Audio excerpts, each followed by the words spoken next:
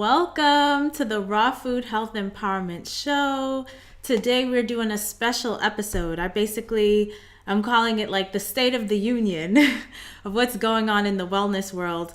On the Raw Food Health Empowerment Show, we are here to empower you with practical tips on how to lead a high raw vegan lifestyle, healthy eating, all things plant-based and wellness. I'm your host, Samantha Salmon, board certified health and wellness coach.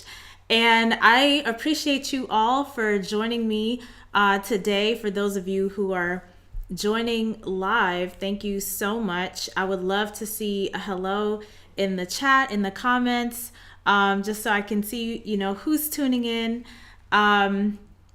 Today's going to be a fun episode. We're diving into the future of raw veganism, plant-based world, wellness, trends, things that I've been noticing, things that I feel we need to pay attention to, along with some predictions. I have my thoughts, of course, and I am really interested in hearing your thoughts. So let me know in the comments. I'm checking comments, I'm checking my notes. So let me know. So the way I'm going to frame today, right? Before I get into today's content, actually, I want to mention how to get notified when I go live, right? So when I do stuff like this, and we actually have a really cool live interview coming up tomorrow with Rosenkia, a raw vegan bodybuilder, and we'll be talking to her about, how she got into it, what that journey's been like, the nuances of being a woman in that industry and doing raw and all of this. So how do you get notified when I go live? Basically, I am live right now on YouTube, on Facebook, and on LinkedIn. Sometimes some of these other platforms, there are issues, but YouTube, you can always get notified if you just go to Samantha Salmon on YouTube, and you can click the notification bell so that anytime a live is scheduled, you actually get an email, and then you get an email when I actually go live. So you are notified, and then it'll show up on your dashboard when I am live on YouTube. I think that's like the best way to know and to make sure you're here present when I go live. So thank you all for joining. I see some new folks. You can let me know in the comments where you're tuning in from and just who's tuning in. So as I mentioned earlier, today is basically a state of the union. Where are we right now? What trends am I seeing? And what do I think is going to be the main focus area going into 2025 for myself and for what I'm seeing in the industry? So how I'm going to frame this is from the national perspective, right? Right now, we have an epidemic that many people have not been talking about, or not been talking enough about, I should say. There's a few people who've been talking about it, writing books about it, reports about it, but in the mainstream news, I don't really see much going on, right? And there's a lot of implications when it comes to mental health, cognitive function as we age, and that is loneliness. I don't know if any of you all have heard anything about loneliness at all in the media in 2024. And you probably haven't, right? Which is wild to me, because our current health and Human Services Secretary, our U.S. Surgeon General, Vivek Murthy, his office came out with a report, and he himself actually individually wrote a book about this, but the office came out with a report. I don't need this anymore. And in the report, they basically talked about how loneliness is the current epidemic of our time in our country right now. We were having an issue before the pandemic, but the pandemic basically exacerbated things. And this is implicated into mental health and cognitive well-being, because you're at, according to research, 31% higher risk of dementia if you're dealing with loneliness. So I just did a whole training series on this, and basically made the point that, if you care about the health of your brain, if you care about your longevity, because loneliness is actually implicated in other health issues, hypertension, diabetes, and we're going to talk more about that too, where they're finding in the studies loneliness can actually trigger diabetes, which is really interesting, right? But we know from science that babies need touch, right? They need someone there to love on them and to nurture them. And if they don't have that, just forget guidance and forget the fact that their brains aren't fully developed. But they do need someone there to just touch them, to hold them.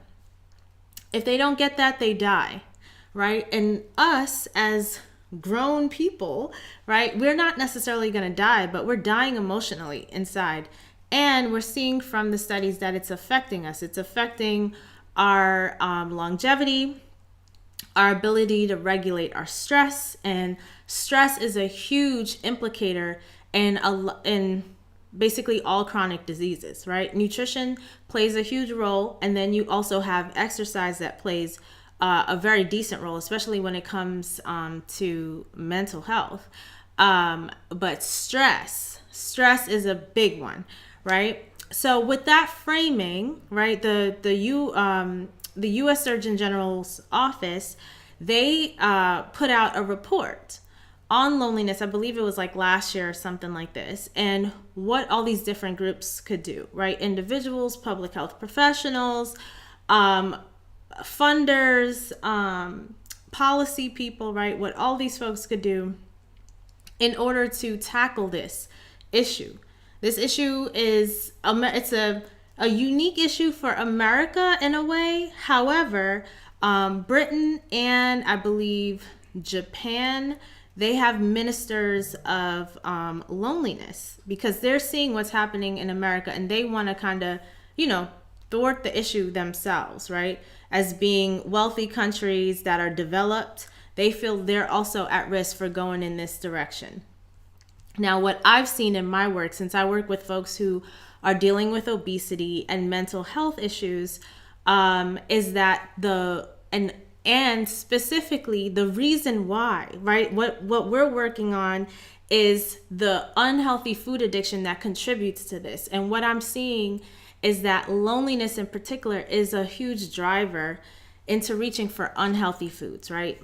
Number one being processed foods, right? With all these chemicals and all these artificial chemicals and things and pesticides and herbicides, just stuff that disrupts our gut and just makes us unwell, makes us gain weight and increases inflammation in the body and doesn't leave us nourished at all, right? So we end up actually in nutritional starvation, actually, regardless of how the body ends up looking. It could be underweight or overweight, which the majority of the country, we're actually moving towards in the next 26 years, where over 80% of the American population is going to be overweight or obese, right? Right now, we're at 41% was the last number that I saw of adults, specifically adults, 41% who are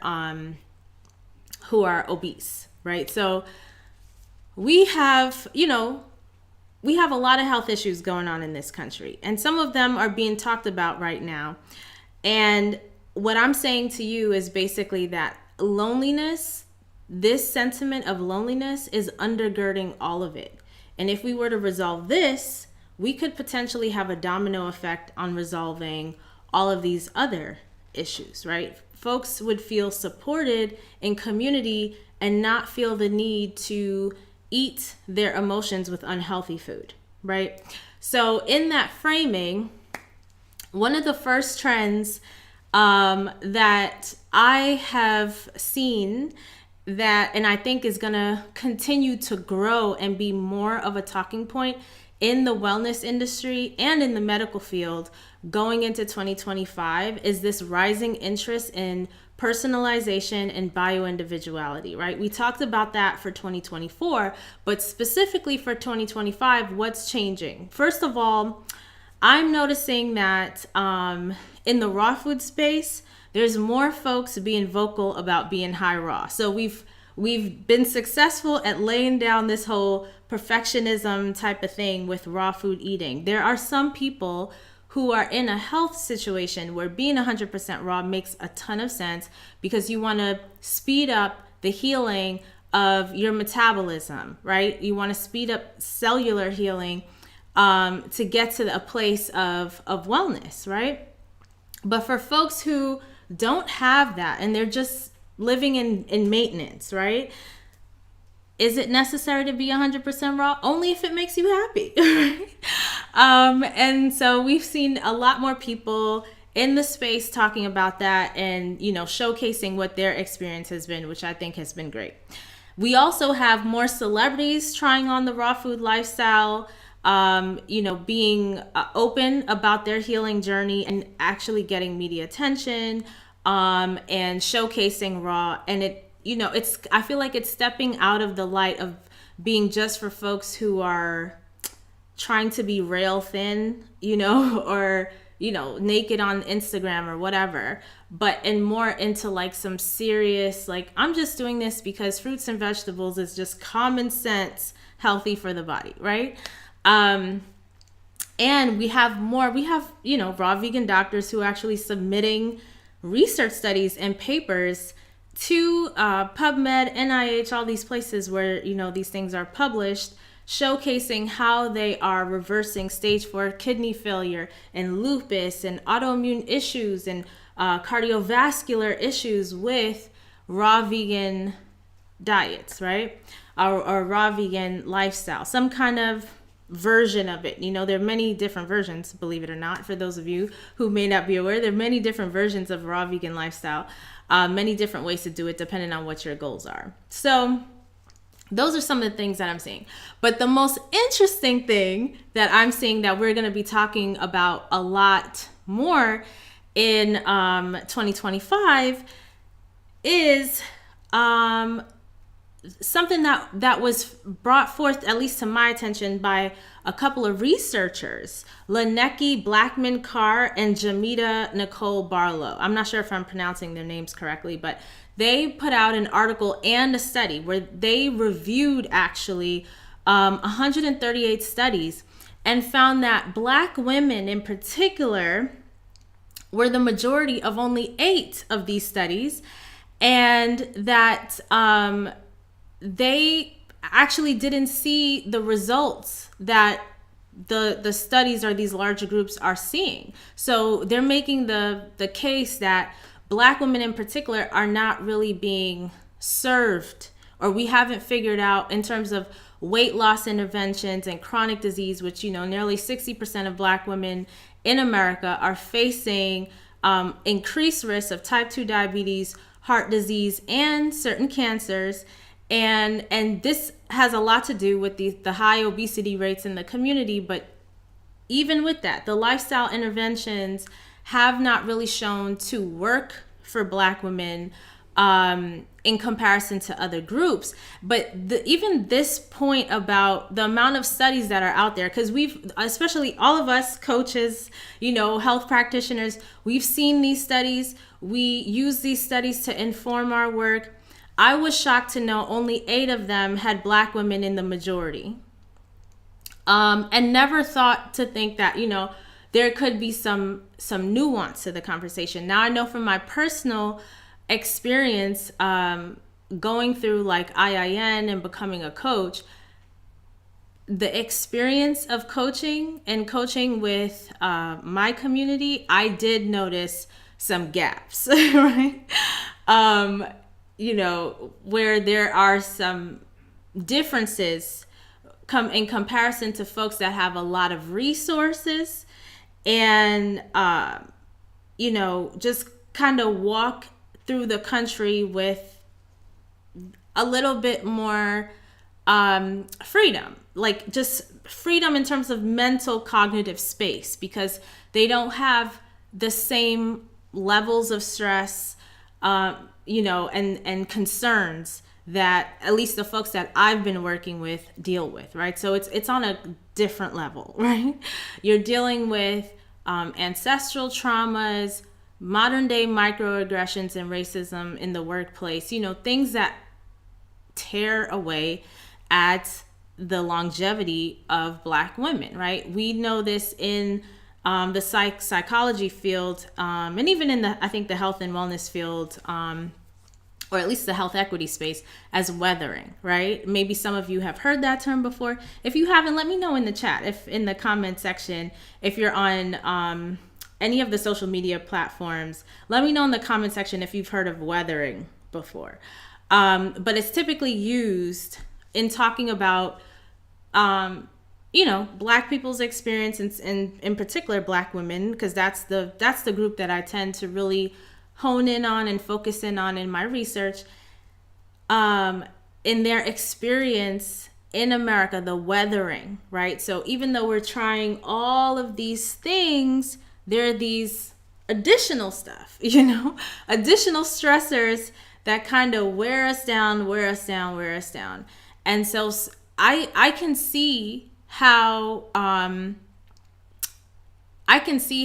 in these research studies that we've been looking at, where they're saying, certain things work in terms of lifestyle and interventions, where you have these different programs and things that folks are doing, and getting results and submitting that research, why it's working, and who it's working for. They don't really say, exactly who it's working for. So basically, these two researchers are pointing to the fact that we need more socially, culturally relevant challenges and spaces, and programs for Black women specifically, that is tailored to them, so that this group that is being the most affected by these chronic disease issues can get the same amount of benefit as these other groups are getting, right? And there's some great groups that I've worked with, and that I've seen so far, who is doing a great job with this. Heart Smarts is one out of New York. Dr. Baxter's community, his community's really good. He attracts, I feel like, a good amount of Black men to him, especially with his series, Heart of a Champion.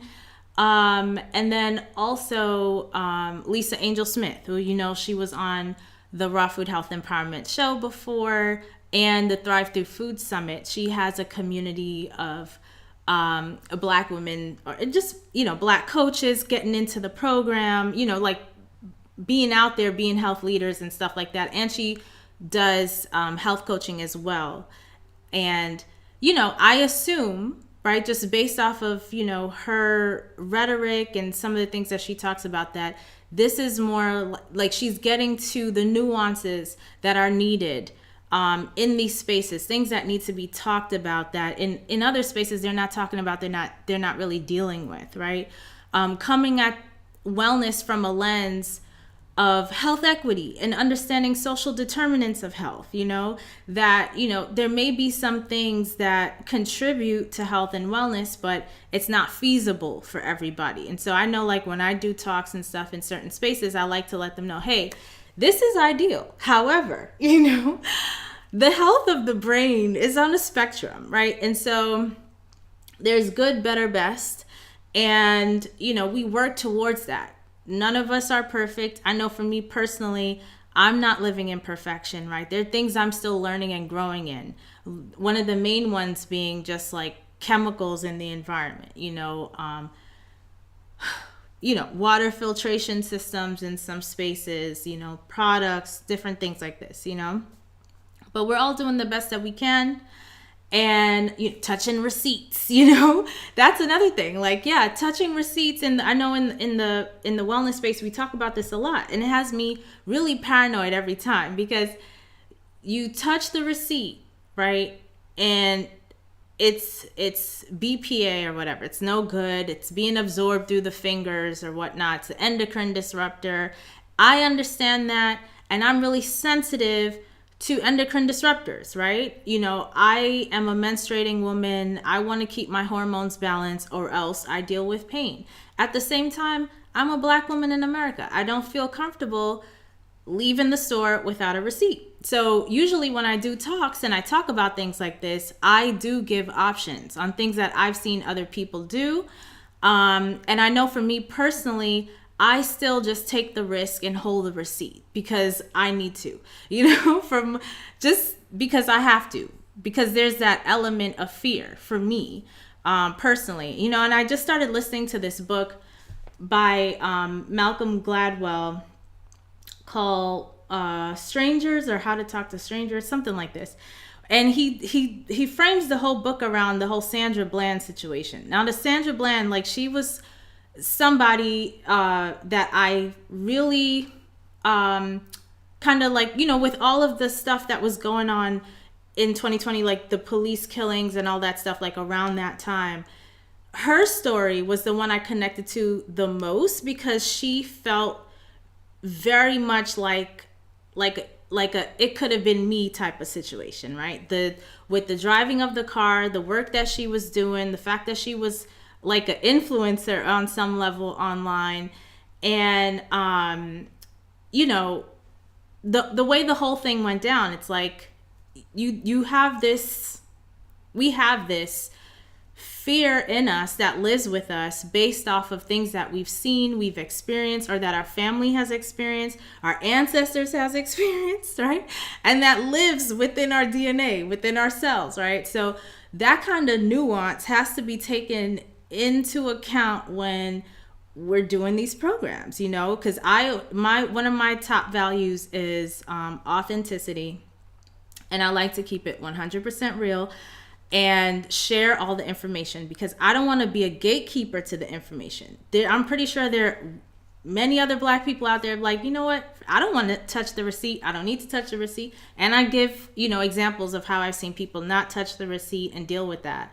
And they may feel comfortable doing that. So, everyone has to be at their level of comfort and trust their own intuition. That's what we're trained to do as coaches, right? That, each person is an expert on themselves, right? You may know some information as a health leader, but the person you're working with is an expert on their bodies, their lives, right?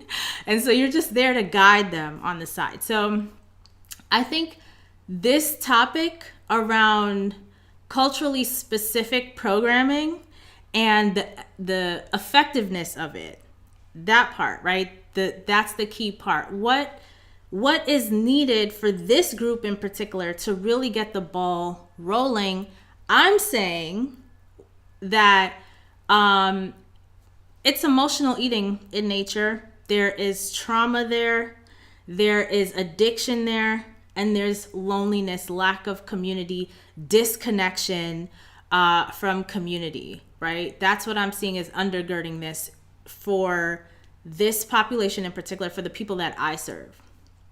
Now, another trend that I think is going to be talked about more in 2025, or at least I'm hoping that it'll be talked about more, is the impact of raw foods on eye health. Okay, so part of the issue with loneliness, just to tie it back into loneliness, if you look at the report that the U.S. Surgeon General's office put out, one of the things that are called out is the fact that technology, even though it has brought folks together, it's also made people feel more lonely because technology is a great tool, but it cannot replace in-person, in real life connections with people. Sitting with somebody face to face, looking them in the eye, a handshake, a hug, that human to human connection, we need it, right? And the computer cannot replace that. Now, with that, because of the computer and social media and the fact that we're so addicted to social media and to our devices and stuff like this, loneliness is growing in people, young people and middle-aged people, right? And then you have the seniors who are like, I feel like they are the victims of the consequences of this because they're used to, sitting down and maybe having, like, especially now around the holidays, right? You have the boomers and even the generation after that, which I think that's, what's that, the X generation or something. Hey Shalita, how you doing? Let me know what generation is after the boomers. I can't remember. It's between boomers and millennials. I can't remember. But those folks, you know, they want family gatherings. They want to play the games together, like actual games, you know, card games, board games, dominoes, you know, like we play in Jamaican households. They want the gathering, the eating around the dinner table and stuff like this. What the millennials and the younger folks are doing, you know, they're just hooked on their phones, you know, all the time. They're hooked on computers, on phones. They're not looking people in the eye. They're spending a lot of time on their games and things like this. Their online communities, you know, at the expense of in-person, in real life relationships, right? Now, on top of that, what we are seeing is that folks are having higher rates of issues with their eyes, myopia, right? Thank you, Shalita. Shalita says it's Gen X. Yes. Okay. Thank you. Yes, the Gen Xers. So the boomers and the Gen Xers, right? Like they still know how to do that old school, let's connect, let's, you know, be in community with each other, right? And they can hold attention for that, whereas the millennials and younger seem to have difficulty around that. But all of these groups are being affected, right? Because you can't have pockets of people missing and then still feel connected to them, right? We all need to be engaged in the family. And so anyway, with all of this, we're on these devices all the time. We're having higher rates of eye issues. And Dr. Banik, I think her name is, I believe her last name is Banik, B-A-N-I-K. She did a really excellent presentation at the Plantrition Conference this year, 2024, on eye health, right? Basically how to heal your eyes, help your, or put your eyes in a position of healing if you have cataracts, macular degeneration, which they call age-related, but it's not really age-related. I mean, yes, all right, folks are getting macular degeneration as they age, but it doesn't have to be. It's the same thing with like everything else, you know? You eat foods that have high levels of advanced glycation end products, right? Ages, like the meat, dairy, eggs, the processed foods, right? Then yes, your cells are going to age, and that's what's going on with your eyes. When you're born, you come out the womb, you have these lenses and they're clear, right? They're completely clear. And as you age, it gets more and more opaque and like cloudy because we're eating foods that have advanced glycation end products, and we're eating a lot of it. We just keep piling on. Now, in her presentation, she just made the point that, listen, you can reverse this. I mentioned the cataracts, the macular degeneration, and then there's also the glaucoma, right? The one that you get basically with high blood sugar. You can reverse all of this by eating lots of leafy green vegetables and your orange and red vegetables, right? The carotenoids, basically. So zeaxanthin and lutein, I believe, in the leafy greens, and then you have the carotenoids. This all points to raw foods, and I feel like because of our like addiction to devices, this is going to be a topic that's going to be talked about more and more and more, right? With the young kids and the older folks and everybody in between, right? So, and I know in my community, the Raw Food Health Empowerment Circle on Facebook, I did a training series on this, just a little bit, specifically focused on cataracts, right? But I plan to do way more in the future. So this is another trend that I'm seeing. The next thing, technology. So I kind of touched on the fact that we're basically having this feeling of loneliness, right? Which actually is a perception, because you can be amongst a ton of people and have the feeling of loneliness, right?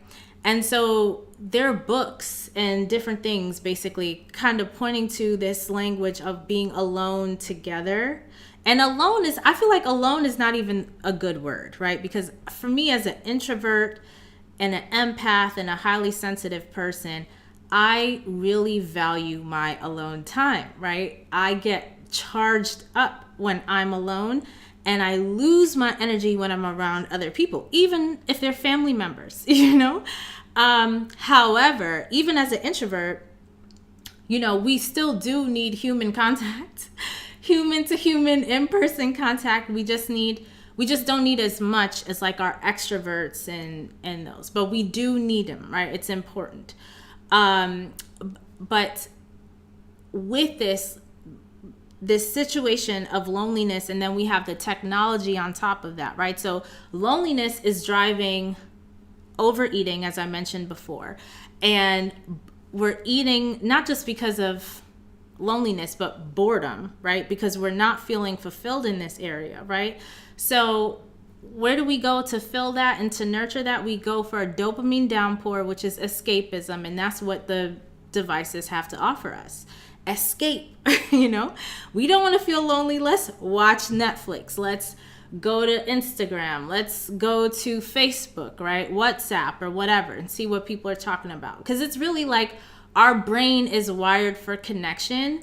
And these platforms kind of offer some semblance of connection, but it's actually like fooling the brain, right? So I don't know if is there anyone live here who attended my training series with Heart Smarts recently, where I talked about I was talking about the thyroid hormones and how, you know, this conversation we're having in America now about fluoride in the water. And in Orlando, Florida, we have fluoride and chlorine in the water. And these two things they mimic iodine, right? Iodine molecules is part of those thyroid hormones that is helping keeping our metabolism functioning well, right? We need a healthy thyroid and all this. Now, it's mimicking and disrupting, right? So we are using this water from the faucet if folks aren't using a filter, and it's mimicking iodine, and we end up now iodine depleted and having a thyroid imbalance because we're taking in this thing that's mimicking. And it's this thing is very similar to that with the technology, because it's fooling us, right? The brain wants connection, so we go to these platforms for connection, but actually we end up feeling more alone than ever before, because we're seeing on the screen other people live their lives, have fun, have connection, have all the things that we want. And we are not nurturing our own relationships at home, right? Or in our communities. And so we're lacking it. We're feeling even more lonely, right? And so it's very similar, right? It's like a mimicking, it's fooling us, you know? It's a false sense of, you know, of connection, basically. And there's this guy he's a politician, someone who I would consider on the opposite political spectrum than me, but he wrote this book. His name is Ben Sass, called Them, that I thought was really good, right? I thought the book was really good. He made some great points. And one of the points he made that I really loved was having a digital Sabbath on Sundays, where folks really like lock up their phones and things like this. And yes, you know, there have been a little bit of talk of this in the past about doing a digital detox. And I think folks are kind of over that. But, you know, we are in a new age right now. So Instagram recently made an update to their social media for young people. So young children can opt out of basically the algorithm, right? So they're not getting fed with all of the stuff that we've been getting fed that makes us hooked on the platform, you know, where it's recommending things that it thinks that we would like to make us stay on it for forever, right? So we just end up losing our lives, and we're just like stuck on this thing, you can opt out because they're allowing it with these young people. And I feel like other people, right, in 2025, adults, intentional adults, healthy, health conscious folks are going to take advantage of this opportunity to reset the algorithm or reset their social media so they're not being catered to in the algorithm like before, being fed all of these recommendations and things like this, where they can just see their connections and just get the feed of the people they want, you know? So I don't know if any of you agree with me on this or not. Let me know in the comments, but I feel like people are going to take advantage of this. It's not just going to be for kids. I think all of us are going to take advantage of it. Well, I wouldn't say all of us. I think most of us, folks who are already health conscious, folks who are on their health and wellness journey, because almost everybody I've spoke to in a coaching capacity who's had disruption with their sleep, it's been because of social media. Or they're having some kind of negative thought patterns, it's social media, you know? So, you know, being able to, what I did before, I think 2021 timeframe was completely revamp my whole timeline, unfollowed a bunch of people, you know, even folks, you know, I'm like, good for you, keep doing what you're doing, but like what you're showing is not helping me and my goals. So I'm like, unfollow, you know. And I've been pretty adamant about that. And like, I don't really spend that much time on social media. When I do, it's because I have 15-20 minutes and I'm using it for my business. And then I inevitably fall down the bunny hole for a few minutes and I'm like, nope, got to get back to work. You know, for those of us who are doing marketing, who work in communications or PR, you know, this is like part of your job, you're a social media person, you can't completely separate yourself, right? But there's a difference between work and personal.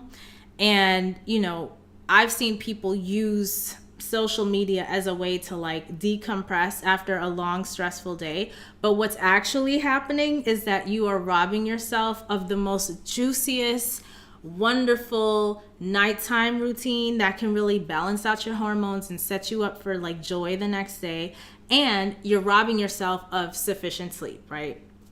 Folks are struggling getting the 7 to 9 hours of sleep. So I feel like this update that Meta has made with Instagram is going to be a game changer. Plus they're talking about getting rid of TikTok. You know, so many people are upset with TikTok for sharing false health information. I don't know anything about that because I'm not on TikTok. Okay. But, you know, I hear a lot of folks like almost every day talking about the false health information on TikTok. And it looks like it may potentially be banned in 2025. But with these things, like if TikTok goes down and Instagram, you can make these adjustments. You know, I feel like mental health is going to drastically improve for all of the generations, all of us. Going more into mental health, right? This is a big thing, okay? Mental health clearly doesn't look like it's subsiding in terms of like the issues that we're having in America. It seems to be on a rise. I feel like the country needs to have a brain health agenda, number one. Part of that definitely is getting us off of processed foods, which we have Robert F. Kennedy Jr. talking about, you know, the Make America Healthy Again, which is an interesting slogan, right? Make America Great Again. I'm like, I don't know about that slogan, but healthy again kind of makes sense because there was a time in America's history where we did not have plastics in the environment and people shopped. They went grocery shopping, you know, they bought bottles, you know, with drinks in them, right? But they didn't have plastics. And we're seeing how much damage plastic is doing to all of us, right? Disrupting our hormones. So there's that. And we didn't have sugar, right, in the environment like we do now, which has been contributing to this rise in obesity and stuff like this, and hormonal disruption, PCOS, fibroids, all of this stuff that's showing up, women having issues with fertility. I mean, even the men are having issues with fertility, right? And their sperm quality and all of that. So, this whole thing that he's on, right, at least started a national conversation where the FDA is being held accountable. And we're going to see more conversations around that. I'm not quite sure if he's going to get, he's going to get the seat that he's looking to get because of the vaccine conversation.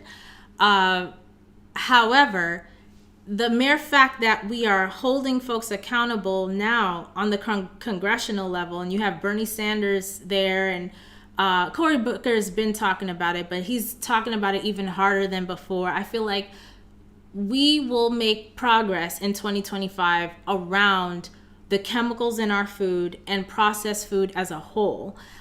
We have in the school system in Illinois, a state that I used to live in, right, where they actually have a program now called Plants on Plates, More Plants on Plates, where the students can enroll into getting plant-based options. They don't have to have dairy, milk, and all of this kind of stuff. They have plant-based foods to feed them in the state of Illinois, which I think is a big deal, right? It's a big deal. Any student can enroll, and they have that option. And then, of course, in New York, we already have, I think it's called New York City Health and Hospitals, where in the New York City hospital system, you have plant-based options as a default, when you're in the hospital system. So there's a lot of things going on there from an institutional level, and I think that is going to grow in 2025. We will continue to talk about it. Folks will continue to put pressure on people in positions, and I think the plant-based movement on an institutional level is going to continue to grow, definitely in 2025. Now, in particular with the mental health, I had mentioned earlier that what we're seeing now in the studies is that greater depression severity is linked with increased diabetes risk. They're seeing that in this recent study that diabetes or high blood sugar was actually triggered by depression. And depression, for those of you who aren't aware, you get the diagnosis when you're dealing with chronic low mood for 2 weeks or more, right?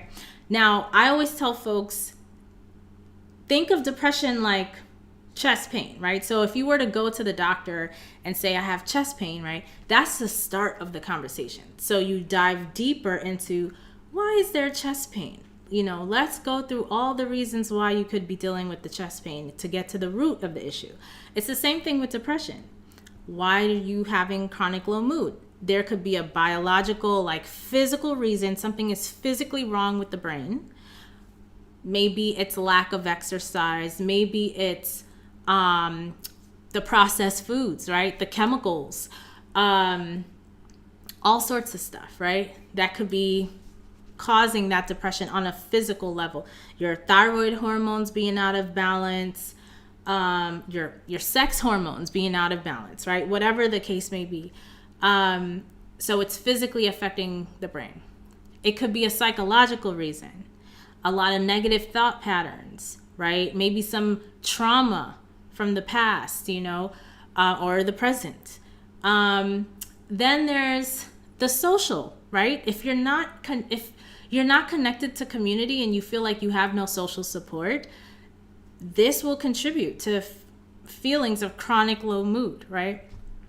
And then there's the spiritual, right? That spiritual aspect of feeling like your life has purpose, it has meaning, there's a higher power, there's a reason for being, I always say, what I've noticed in my family is that my grandmother's situation started the conversation for me around type 2 diabetes, but what I've seen happen in the next generation is folks aren't really getting diabetes, but they're having other adverse health consequences, and they know the right thing to do, but they're not doing it because of this lack of will to live, ultimately, right? It's a lack of will to live. They're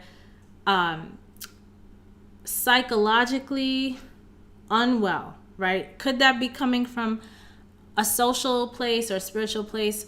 The only one who would know that are the folks who are doing a deep dive, getting some support and actually doing some investigating on like what's going on with them. I have an episode up here about journaling. You know, this is why I think journaling, everybody should be doing some journaling, doing some self-reflecting, you know, like getting connected to your own thoughts and feelings and actually looking at those thoughts and investigating those thoughts. Are they true? You know, how is it actually helping me? How are these thoughts supporting me and the life that I want, you know? So of course, we're seeing in the science that depression can cause high blood sugar and can trigger diabetes, right? It's stress. So when you are feeling this chronic low mood, right? Stress is being triggered in the body. High cortisol, the body feels like, oh, you're being chased by a tiger, a lion, or a bear, right? So we need energy, we need sugar in the right places so we can mobilize to fight or flee. And so insulin is released because sugar is being released so that it can go to your extremities so you can fight or flee, right? And the insulin is needed in order to usher that sugar where it needs to go. So you end up with high blood sugar, right? And this over a chronic period, right? You're talking about day to day, month to month, you know, we're seeing folks have these issues.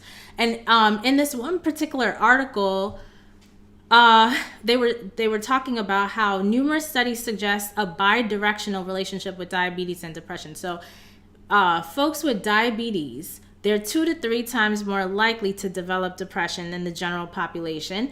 And then conversely, depression increases the risk of developing type 2 diabetes by 60%. Can you believe that? That's pretty high, right? So this just goes to show how important it is not just to eat clean and move your body, but you have to do the mental hygiene. Mental hygiene is so important. And this is one of the top trends that I'm seeing this being talked about now in the studies, but I feel like we're going to have more conversations about this in 2025, right? About how connected dementia is, type 2 diabetes, obesity, depression, anxiety, making that connection, right, on the state of the mental health of America, the state of obesity and chronic disease in America, right? And how our disconnection from each other, right?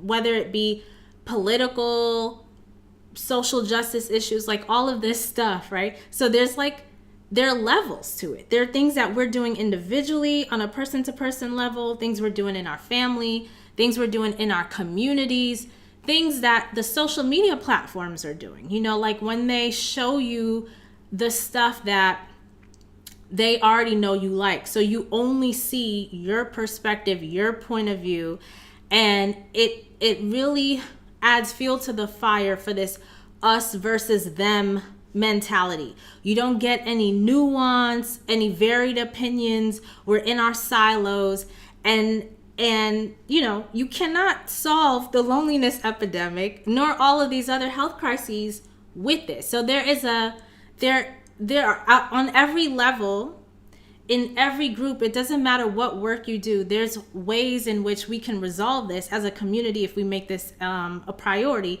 But I feel like we're going to be talking about this more and more and more.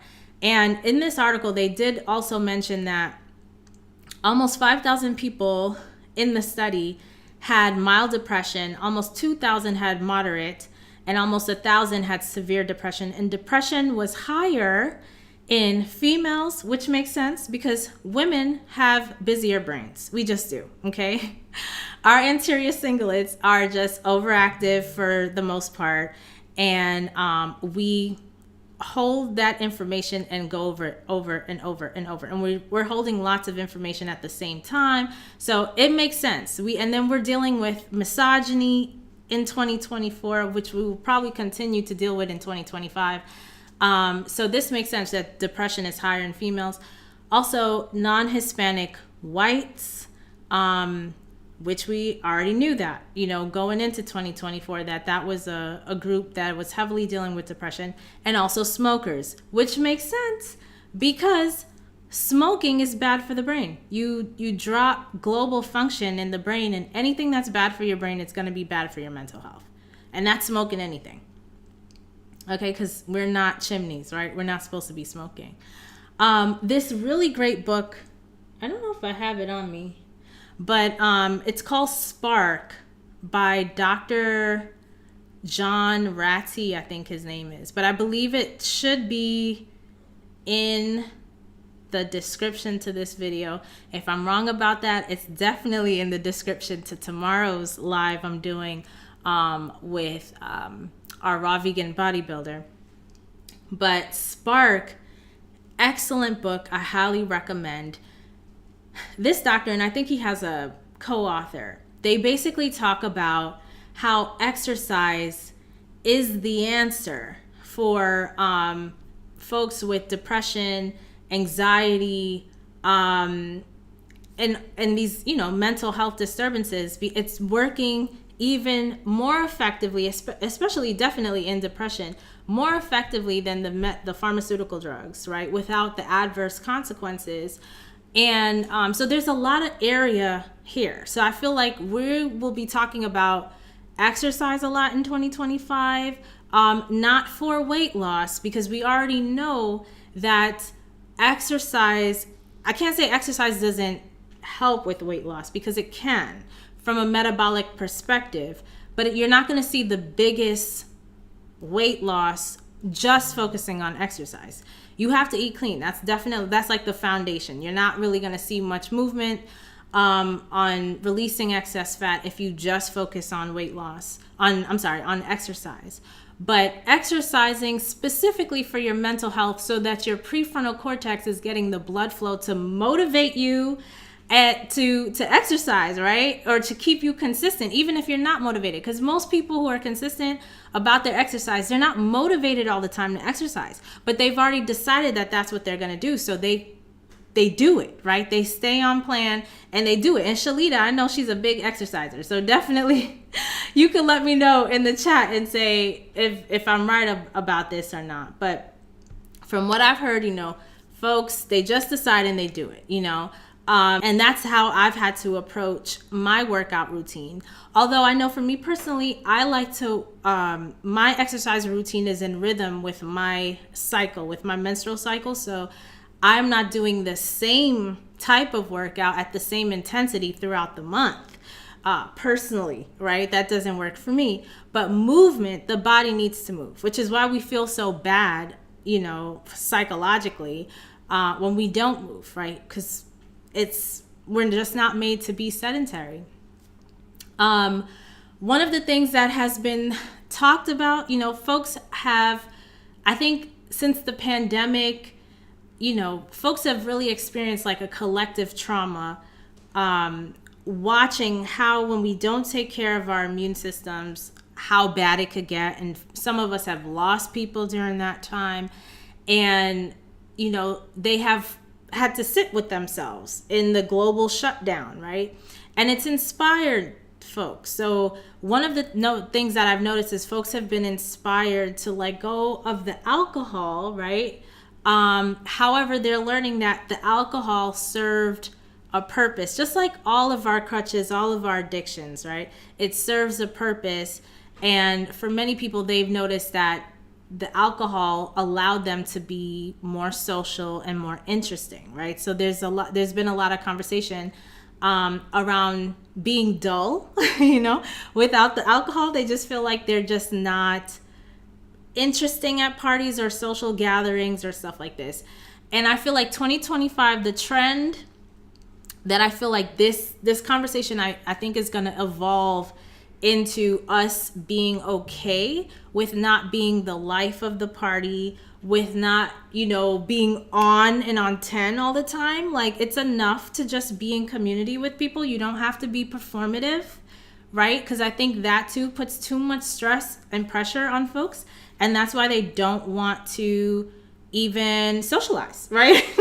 Right? Like you need aids, you need chemical aids to socialize because it's putting so much stress. You can't handle it without these drugs, right? Alcohol is like that. It's a drug. It's basically numbing your prefrontal cortex, which is why people are making, bad decisions, right? When they have alcohol. So when you're getting off of these drugs, these aids, right? You have to now confront yourself. Now, this is something that, like, I have never had drugs as an option because I don't take drugs. I don't even take Tylenol or any of that stuff anymore since 2008. Like, it's been, what's that, 16 years? I think that's 16 years. So yeah, when you don't have drugs to numb yourself, you have to confront yourself and deal with yourself and be accepting of yourself. It's the same thing like the conversations we used to have on this channel, or I think it was on my YouTube. I think it's on my YouTube, and definitely on the podcast where I had Mishra, my friend Mishra from Chicago, and we were having a debate about makeup, right? And I was saying, from my own personal experience, like authenticity is my top value. Freedom also is my top value, but authenticity is my top value. And I just feel, when folks wear makeup, it makes me feel, this was a revolution for me in talking to her, that it makes me feel uncomfortable because I feel like they're wearing a mask, right? They're not showing their true selves, I was really passionate about this 10 plus years ago. Now, I don't really care. People do what they want to do. They having fun, whatever. I don't care. The issue, though, comes into play with mainstream makeup because it has all of these chemicals, heavy metals, endocrine disruptors, stuff that's really like that make certain things that women go through seem like it's stuff that we have to go through when that's not the case. You understand? Menstruating women are having painful, long, heavy periods, and you don't have to have that. And then folks going through menopause are having hot flashes and mood swings and all this stuff, and they're having a really hard time, and you don't have to go through that. And then after the fact, folks are dealing with issues with dementia and all of this disruption to their cognitive health from the chemicals, from the stuff that we're putting on our face, on our hair, on our bodies, right? It's having these effects. And when you're not using these things, you have to be okay, right? If you're not going to use the makeup because you're concerned about this, if you're not going to use the drugs because you're concerned about your mental health and your cognitive health, right? You want your health of your whole body, your cardiovascular system, your immune system, all this stuff, then you have to sit with yourself and be good with yourself, right? So that, I feel like that's going to be a big trend in 2025. Us getting better at being in community with each other and not having to be performative, being okay with not being the life of the party, and not having to be inebriated, right? Just to be in spaces with each other, right? And honestly, that just comes with you making a decision. Because like with loneliness is a perception. And the perception that we have to be a certain way amongst other people is just that. If you told yourself a new thought, you wouldn't need that, right? So just checking in on some of the comments here. Shalita says, you're absolutely right. As a military veteran, it helps keep PTSD symptoms at bay. I wonder, at one point you said this, Shalita, the PTSD symptoms. Let me know. I think I missed it. Sorry. Juan says, great message, Samantha. Thanks a lot. Thanks for joining us live, Juan. Appreciate you. My mom's here. Very good talk. Thanks, Mom, for being in the chat. Yeah, so these are some of the things I'm noticing. And what I think these conversations are really going to evolve and grow in 2025. We're going to be talking more about that. especially with the fact that they're saying by 2050, this is what the research is saying, by 2050, 80% of American adults will be overweight or obese. That's just in 26 years, right? And, they're pointing to the fact that obesity increases the risk of diabetes, heart attack, stroke, cancer, mental health issues, all the stuff we've been talking about, which is why President Biden has been talking about making the GLP-1 drugs, which has been helping people lose weight, making it covered by Medicare.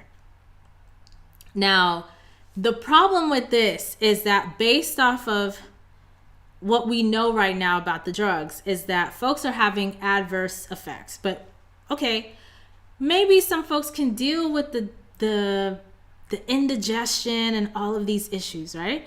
All of these uncomfortable issues that's coming up. But according to the studies, they're actually not, because folks are staying on it for 2, 3, 4 months and falling off. You're supposed to be on the GLP-1 drugs for forever, for the rest of your life. But apparently folks aren't staying on them, because it must mean that they're having too much adverse effects, right? It just doesn't seem sustainable for these folks. And the folks who are losing weight are not dropping out of obesity. They're still staying obese, but they are dropping pounds. Some of those pounds they're losing is muscle mass. And specifically, first of all, for all of us, we don't want to be losing muscle mass as we age. This is really dangerous. This sets you up for being prone to falls, slips and falls. And then once you're in that situation as a senior and you end up in the hospital, it's a slippery slope from there where folks basically end up dead, right? Because your whole system is compromised at that point. So you want structural integrity. And in order to do that, you need your muscle mass.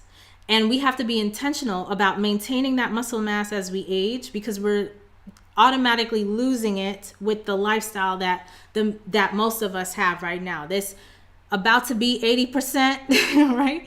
In 2050, like, they're sedentary. They're not eating clean. They're not strength training, right? So they're not really being intentional about maintaining the muscle mass and building from there. For folks that are on the GLP-1s, if they're on them, they have to be really intentional about it. The trend that I see, the prediction I see coming up in 2025, it's possible that Biden will be successful in having these GLP-1 drugs be covered by Medicare, because we know the pharmaceutical companies that have developed these drugs, they have been winning ever since they put this stuff out in the market, right? They're not winning necessarily in Europe, right? But in America, they're winning, right? People love a quick fix or advantage, they want to get stuff done fast. But what I'm also seeing is that they're coupling the GLP-1 drugs with coaching, which is really advantageous to the person, because you have to be intentional. What they're seeing with folks on the GLP-1 drugs, they lose the weight and they plateau. So alongside coaching, not only do you make sure you get to your goal weight and can potentially get off the GLP-1s, right? So you don't have to deal with the adverse effects for too much longer, but you also maintain your muscle mass and build that muscle mass. So you build health and wellness. So I see GLP-1s as almost like a tool alongside coaching to really help people get to where they want to be. And I think that will be the trend for 2025, is where if it's covered by Medicare, it will be mandated that they also have to work with a coach in order to continue getting the GLP-1 drugs. So I would love to hear your comments in the chat regarding exercise. So you were saying, Shalita, that as a military veteran, exercise helps PTSD symptoms at bay. Yes. And in that book, Spark, by Dr. John Ratty, he was talking about how exercise helps folks with addiction, right? In addiction recovery, which some folks need to stay out of jail, right? It can be life-saving. to folks. So I find that really fascinating. I think we'll most likely be talking about that more, using exercise as medicine. In Britain, they already do that right now as like a first prescription, right? With mental health issues, they're prescribing exercise. In America, we are behind the ball on this. In Canada, I was in a meeting this year where in Canada they even have a park prescription program, nature as prescription. So the doctors prescribe for people to go to the park. They get transportation there, so any issues around accessibility has been taken care of. They don't have to pay for access to the park. That's been covered, right? And they get this prescription because nature, we know from the science that nature can be so healing, right? And America is behind, but I feel like, right now we're having lots of conversations about why America is in a state where we are spending the most on healthcare and having the least results, right? The math is not mathing. And that's because there's some countries doing things a lot better than us, right? And even looking at this thing around loneliness and community, one of the things that I've highlighted in my trips to Poland over the summer is the fact, what I love about Poland, even in Warsaw, I find very similar to New York City, Chicago, and Los Angeles. It's like big city vibes, you understand? And they have parks with outdoor equipment, like the same equipment you would see in a gym, but made for outside, right? In the park. So you could get on an elliptical, you could get on a bicycle, you could, do some pull-ups and presses, right? The pull, push, and all the stuff you need for your strength training on your arms and legs, and in the parks. And there are lots of parks, and people of all ages are communing in the park. So you have community, you have nature, you have exercise, and it's all encouraged. You understand? So there are things that urban developers, urban planners can do, public health professionals, but also us personally within the community, health leaders, coaches, to really lean into this, because this is where we are at least talking about, right?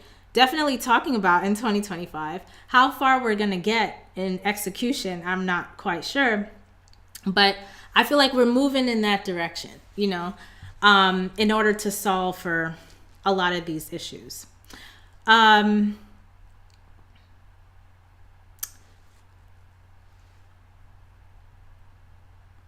of the a Forbes article was talking about the GLP-1 drugs, and there was a quote that I pulled out of there that I wanted to mention, where they say about 40% of adult Americans are obese. That's right now.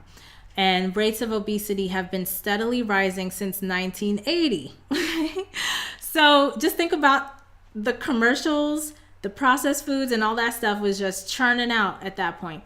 The Harvard T.H. Chan School of Public Health reminds us that obesity increases the risk of developing conditions such as diabetes, heart disease, osteoarthritis, and some cancers, to name just a few. In turn, these diseases reduce lifespans of those affected by them. And obesity-related conditions cost several $100 billion to treat every year. So who is the most,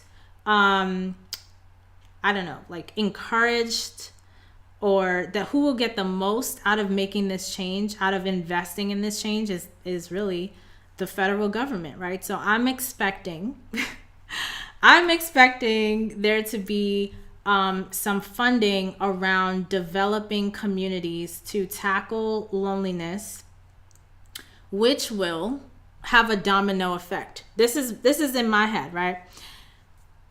If you gather folks together and build that social connection within communities, folks won't need to feed their feelings with processed food. They will make healthier choices, in which case you fix the nutrition problem, right?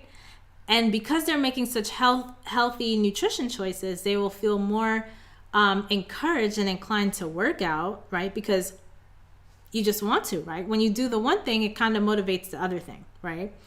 And it will solve for all this stuff, right? It will solve for all of these things where folks are moving on that wellness spectrum from disease into wellness.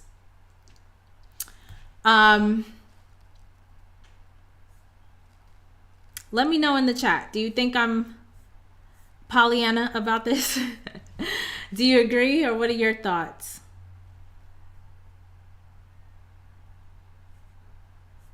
So that's pretty much what I'm seeing in terms of what's going on right now, the State of the Union on health and wellness, where I see us going in 2025, and we will be back here a year from now, right, doing a debrief.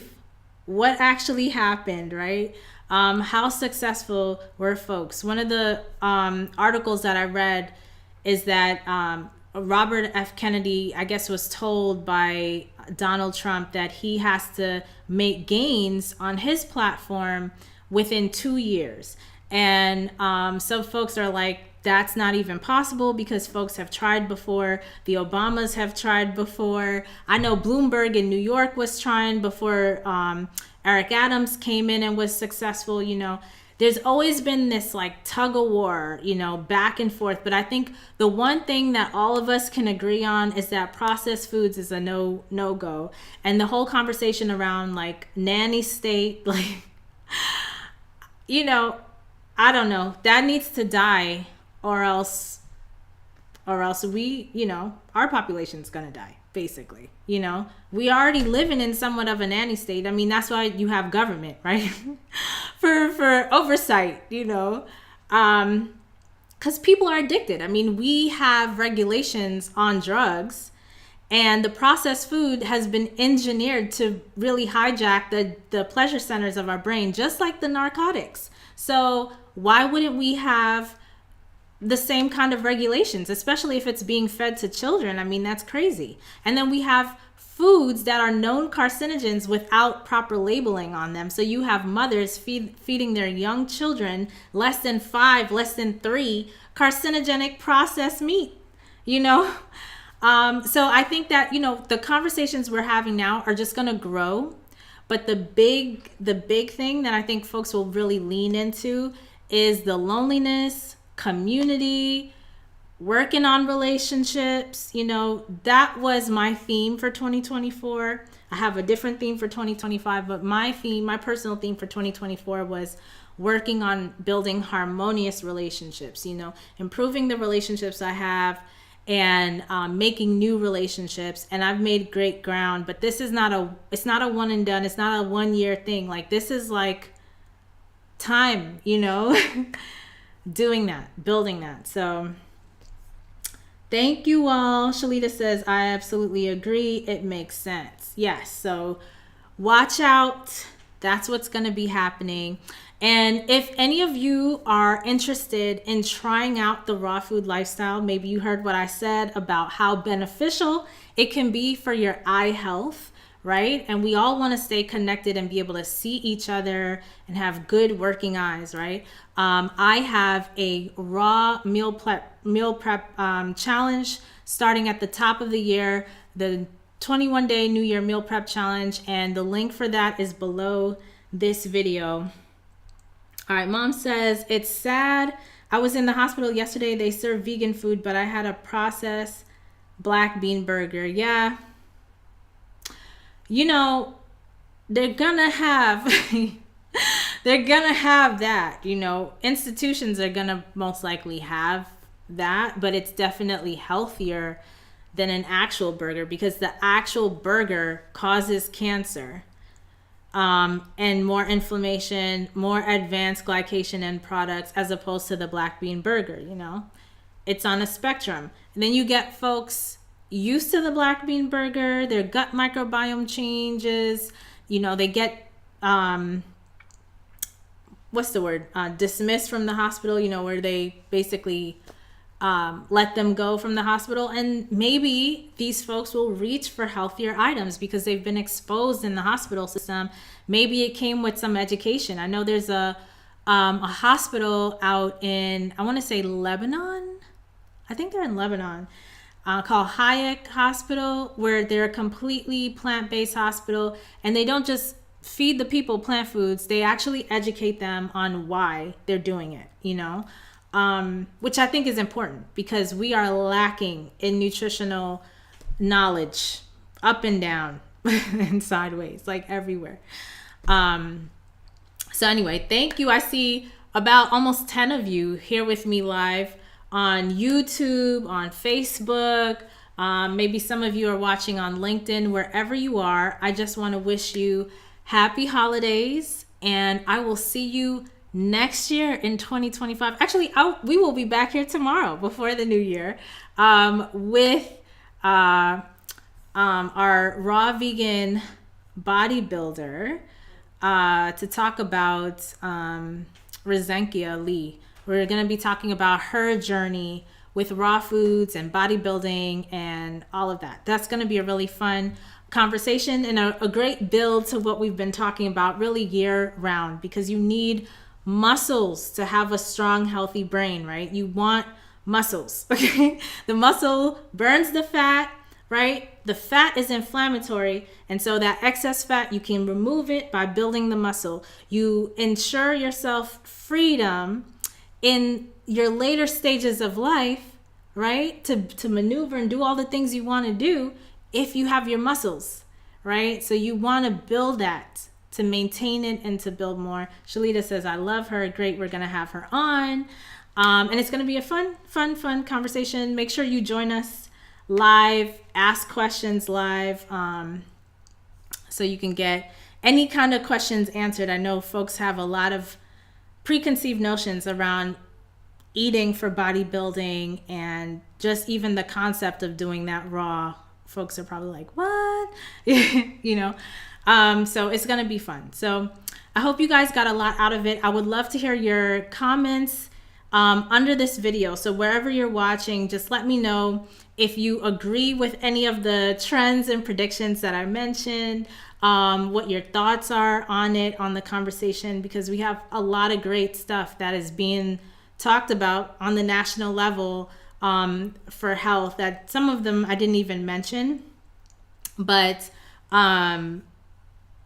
really interesting, well-needed, timely stuff that we're talking about now. Shalita says, it's definitely possible. I was high raw when I competed in 2022. Oh, very cool.